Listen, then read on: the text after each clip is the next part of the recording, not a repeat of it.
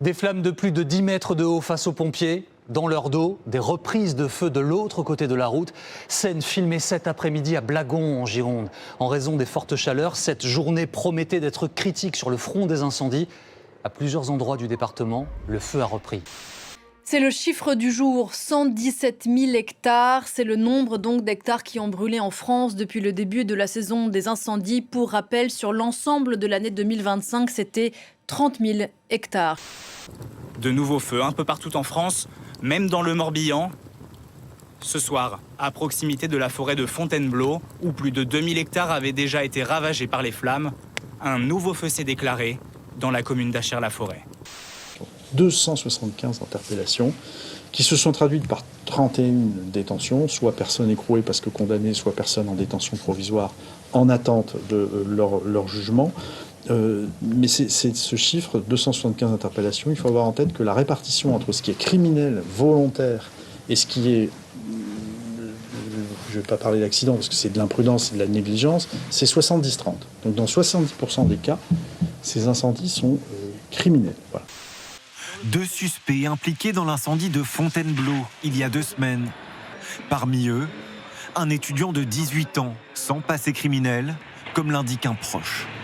C'est vraiment un gamin serviable, c'est quelqu'un qui se met en cadre pour tout le monde, quoi. C'est pour ça que c'est pas concevable. Et j'espère qu'il arrivera à expliquer les circonstances de sa présence-là. C'est vraiment un destin brisé, oui. Deuxième suspect, au profil bien plus surprenant. Un pompier volontaire. Il était engagé depuis moins d'1 an. La situation dans le sud-ouest après plusieurs vagues de chaleur, certains maraîchers ont déjà perdu jusqu'à 50% de leur production des légumes d'hiver. Entre semis qui ne lèvent plus, arrosage intensif et hausse des coûts, les conséquences se retrouvent aussi sur les prix. Cette chaleur qui a des conséquences sur tout le territoire.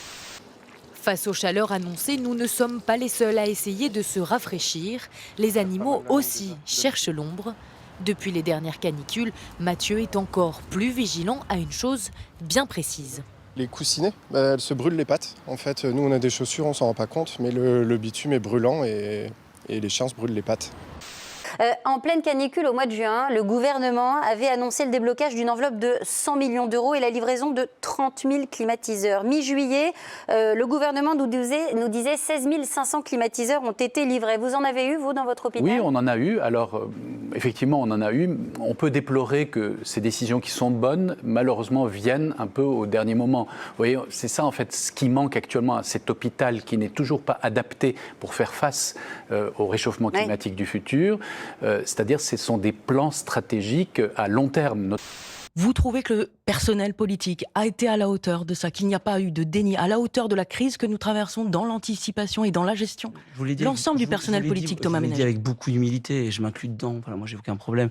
Je pense que dans tous les cas, on a, face à la vague et au réchauffement climatique qui nous arrive, tous une part d'avoir été, pas dans un déni, parce que l'idée, c'était pas de nier ce qui nous arrivait, mais la proportion, la vitesse à laquelle ça... Elle a été dite, hein. Elle a été annoncée. À laquelle ça arrivait. Pour faire face à ces méga-feux, parce que vous le dites, c'est d'une ampleur inédite, mais... c'est inédit, en effet. C'est inédit, mais ça va se reproduire. Est-ce qu'il faut enfin prendre la mesure de l'ampleur de ces phénomènes et enfin mettre de l'argent sur la table? Alors, l'argent sur la table, il y en a beaucoup qui a été mis. Pas assez, 400 millions, 400... Alors, je ne sais pas à quel pompier vous faites référence. La Fédération des sapeurs-pompiers. Au plein cœur de l'été, le gouvernement continue de plancher sur de multiples mesures d'économie. Il tente même de les faire passer en catimini avant la rentrée et discute en ce moment avec les partenaires sociaux sur les arrêts de travail, Mathilde. Oui, objectif 800 millions d'euros d'économie avec des mesures très concrètes. D'abord, sur les indemnités journalières, c'est l'allocation que vous percevez quand vous êtes en arrêt de travail. Aujourd'hui, vous ne payez pas d'impôt sur ces ressources. Eh bien, le gouvernement veut fiscaliser ces indemnités, qu'elles soient soumises à l'impôt sur le revenu. Victimes de discrimination à l'entrée d'une boîte de nuit du centre de Montpellier, 2 membres de SOS Racisme décident d'aller porter plainte. Mais au commissariat, la scène prend une autre tournure. Dans un enregistrement que nous nous sommes procurés, les policiers multiplient les arguments pour les décourager. Selon les agents, sans insulte raciste explicite, impossible de caractériser l'infraction. C'est ça l'infraction pénale là. Ah, il n'y a pas d'infraction pénale à la discrimination raciale. Ok, donc il n'y a rien, il n'y a pas de plainte là. Ah si. Bah non, on vous dit non. En fait, le traitement, il est très choquant, et dans la piste audio, on l'entend. En fait, dès les premières secondes, c'est quasiment non.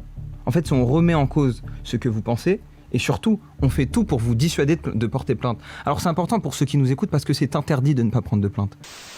Natif du nord de Paris, baigné dans le microcosme électro de la capitale, Kavinsky était un pianiste autodidacte.